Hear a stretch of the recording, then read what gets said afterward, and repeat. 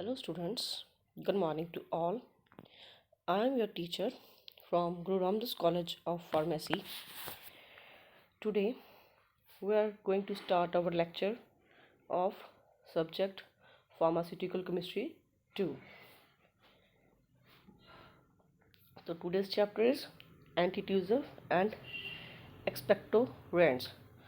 Antitussives कौन से होते हैं? Antitussives are the drugs that suppress coughing, possibly by reducing the activity of the cough center in the brain, or antitussive agents are used to relieve dry cough. Antitussive means जो हमें कफ से relief दिलाते हैं, तो उन drugs के लिए जो कफ के लिए यूज़ किए जाते हैं उनको बोलते हैं एंटीट्यूसिव। और एक्सपेक्टोरेंट्स होते हैं जो कोई हमारे अंदर फ्लूइड इकट्ठा हो जाता है हमारे लंग रेस्पिरेटरी ट्रैक्ट में, हमारे लंग्स में, उसको एक्सपेल आउट करने के लिए जो यूज़ करते हैं हम ड्रग्स, उसको बोलते हैं एक्सपेक्टोरेंट्स। हम कोई बोलते हैं ना कि रेशा सा जम गया है, तो वो अगर इजीली ना एक्सपेल आउट हो, ऐसे ही जैसे हम घर में होम रेमेडीज़ करते रहते हैं, तो अगर काफ़ी इकट्ठा हो जाए तो हमें ब्रीथिंग प्रॉब्लम हो सकती है। तो उस चीज़ उससे रिलीफ लेने के लिए हम जो यूज़ करते हैं ड्रग्स होते हैं एक्सपेक्टोरेंट्स। तो एंटीट्यूसिव ड्रग्स का क्या काम होता है कि ये कफ को क्या सप्रेस करते हैं by acting on cough centre in the brain. जो ब्रेन में कफ सेंटर बना हुआ है उसको या तो डिप्रेस कर देते हैं या उसको सप्रेस करते हैं। ठीक है, तो कफ की एक्टिविटी को रिड्यूस करना, उसको बाहर निकालना जो जिसकी वजह से वो इन्फेक्शन हुई है। ठीक है, उस चीज़ को ट्रीट करना, क्योर करना, देन अपना काम शुरू कर देना। तो कफ से रिलीफ दिलाना एंटीट्यूसिव का काम है। एंड एंटीट्यूसिव जो ड्रग्स है ड्राई कफ के लिए यूज़ होते हैं। Antitussive can be defined as that raise the threshold of the cough centre and suppress the irritant non productive cough.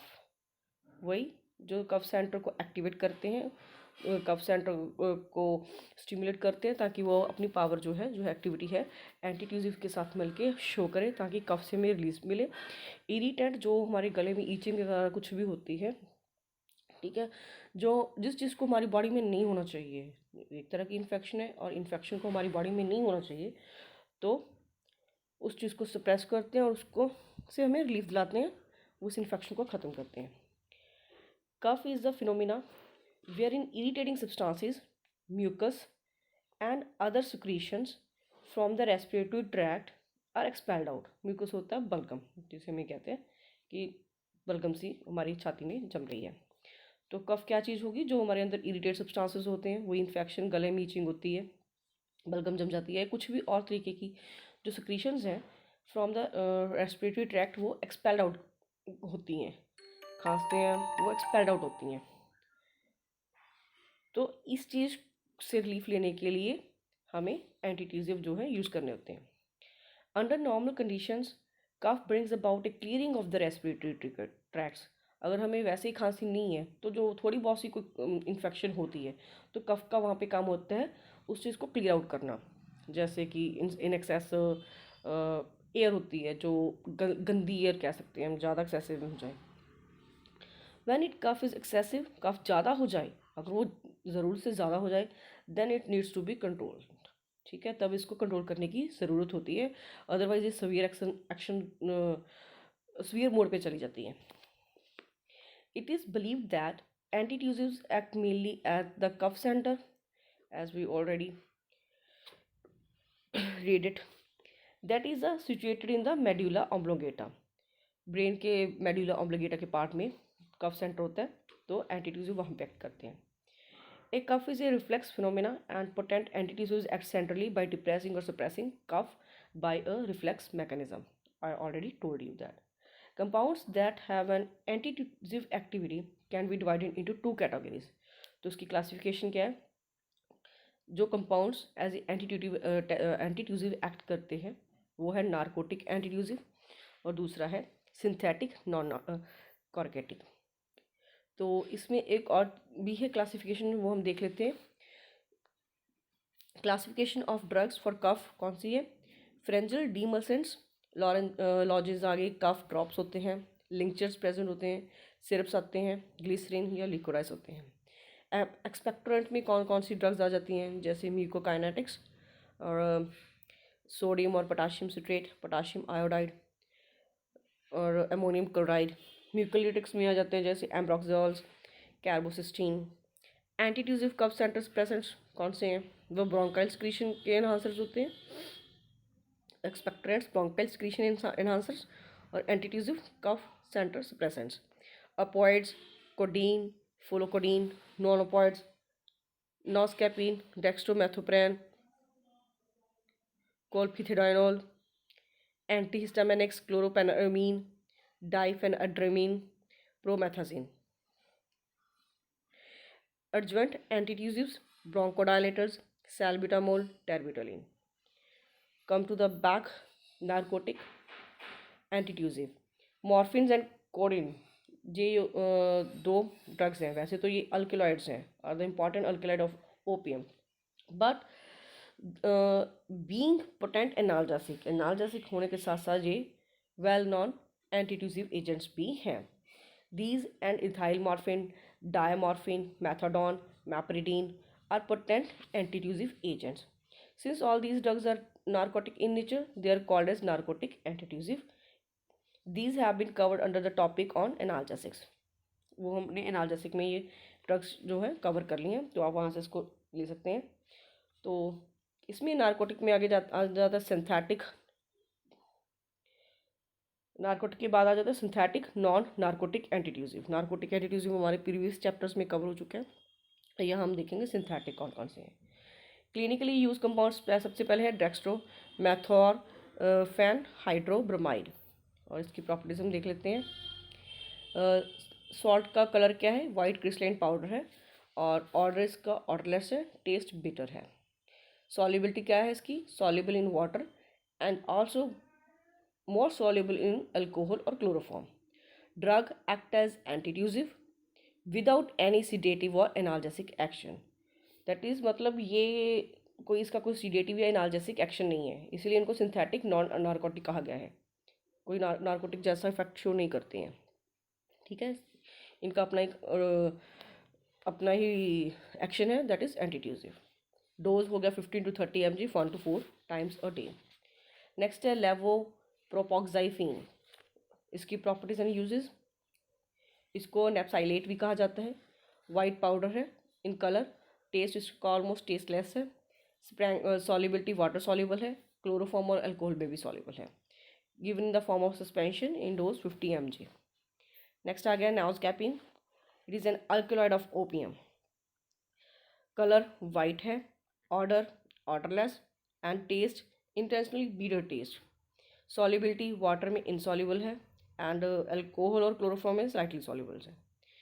Hourly effective है और एंटीट्यूसिव विद ब्रोंकोडाइलेटरी एक्शन। इसका एक एडिशनल एक्शन है bronchodilatory action. Drug has no addiction liability, कोई इससे कोई addiction नहीं होती, ना ही इसका कोई एनाल्जेसिक इफेक्ट है। Noscapine linctus is official in BP and noscapine hydrochloride which in is water soluble salt. इसकी ये फॉर्म वाटर सॉल्युबल है। Forms an ingredient of various cough preparations, other cough preparations के लिए यूज़ किया जाता है। Next आ गया फोलकोडीन। सेमी सिंथेटिक डेरिवेटिव है प्रिपेयर्ड फ्रॉम मॉर्फिन। प्रॉपर्टीज़ क्या है और यूजेस क्या है, कलरलेस है, वाइट क्रिस्टलाइन पाउडर्स भी अवेलेबल है इसके। ऑर्डरलेस टेस्ट हो गया इसका, ऑर्डर इसका टेस्ट हो गया इसका बिटर। सॉल्युबिलिटी वाटर में सॉल्युबल है, बट सबसे ज़्यादा सॉल्युबल ये अल्कोहल क्लोरोफॉर्म में। हमने जितनी भी ये सिंथेटिक नॉन नार्कोटिक एंटीट्यूसिव की हैं, वो सब वाटर में सॉल्युबल कम है, उनकी सॉल्युबिलिटी किसी में पार्शली है, किसी में है सॉल्युबल, बट अल्कोहल और क्लोरोफॉर्म में ज़्यादा सॉल्युबल है एज़ कम्पेयर टू वाटर। और ऑरली भी दिए जाते हैं, और in the forms of lectures भी दिया जाता है up to 65 mg in divided dose to control the unproductive cough. Mild action है इसका सिडेटिव, थोड़ी बहुत सुस्ती आ जाती है उससे। और नेक्स्ट हमारे पास आ गए एक्सपेक्टोरेंट्स। तो एक्सपेक्टोरेंट्स क्या होते हैं, expectorants are the drugs that remove the sputum from the respiratory tract. Sputum होता है थूक, जो एक्सेस या इन्फेक्टेड अगर हमारे अंदर फ्लूइड इकट्ठा हो जाए तो उसको एक्सपेल आउट करना होता है फ्रॉम द रेस्पिरेटरी ट्रैक्ट, ठीक है। जिसको हम रेशा भी बोल सकते हैं। These drugs either increase the fluidity और reduce the viscosity of sputum, या तो उसकी फ्लूइडिटी को इंक्रीज कर देंगे फिर स्प्रेड आउट करेंगे, या फिर उसकी विस्कोसिटी जो है उसको थिक है उसको कम कर देंगे, थिकनेस को कम कर देंगे। और increase the volume of fluids, volume जो फ्लूइड्स का उसको इंक्रीज कर देंगे। That are to be expelled out from the, जिस चीज़ को उन्होंने बाहर निकालना है ताकि वो ईजी से जो है एक्सपेल्ड आउट हो जाए। That are to be expelled from the respiratory tract by the coughing. Expectorants can be classified under two categories: sedative type and stimulant type. Sedative type जो एक्सपेक्टेंट्स हैं वो स्टमक इरिटेंट्स होते हैं, वो स्टमक के अंदर जाके अपना एक्शन शो करना शुरू करते हैं। They produce effect through stimulation of gastric reflex. During that are bitter like ipecac and compounds like antimony potassium tablet, ammonium chloride, sodium citrate and potassium iodide are the sedative expectorants.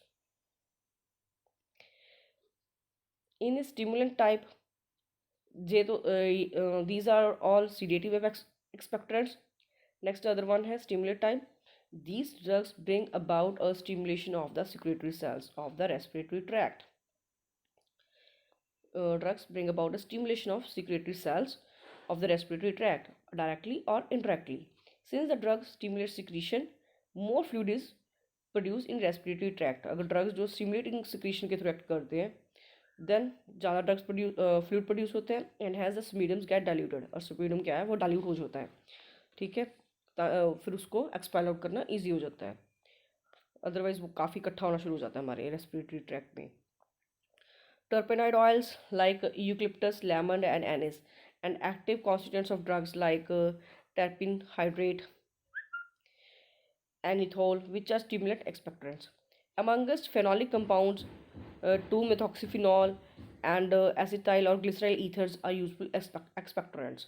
These compounds are found useful in number of liquids or expectorant cough preparations. इनको आगे कफ की preparations के लिए भी use किया जाता है। Some crude drugs like Cosilana bark, Sineja root and bark and Indian squirrel are official in BP are used as a expectorant. Two synthetic compounds in BP for the expectorant activity are, कौन कौन से आगे इसमें आगे दो drugs उन्होंने यहाँ पे मेंशन किए।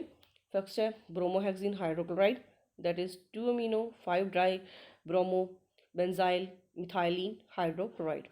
Properties and uses: white crystalline powder insoluble in water, sparingly soluble in alcohol and given in tablets use forms as expectorants. Guaifenesin in tablet form are clinically used as expectorants. Properties and uses: occurs as crystalline odorless powder soluble in water and alcohol, used in tablet form and in cough preparation. तो यहाँ पे दो drugs थी जो हमने एक्सपेक्टरेंट्स के अंदर cover कर ली, इसकी डेफिनेशन हो गई, और मैकेनिज्म ऑफ एक्शन जो इसके दो टाइप्स ही हैं उनकी हो गई। एंटीट्यूजिव का और एक्सपेक्टरेंट का यह चैप्टर यहाँ पे आज हमारा ख़त्म होता है।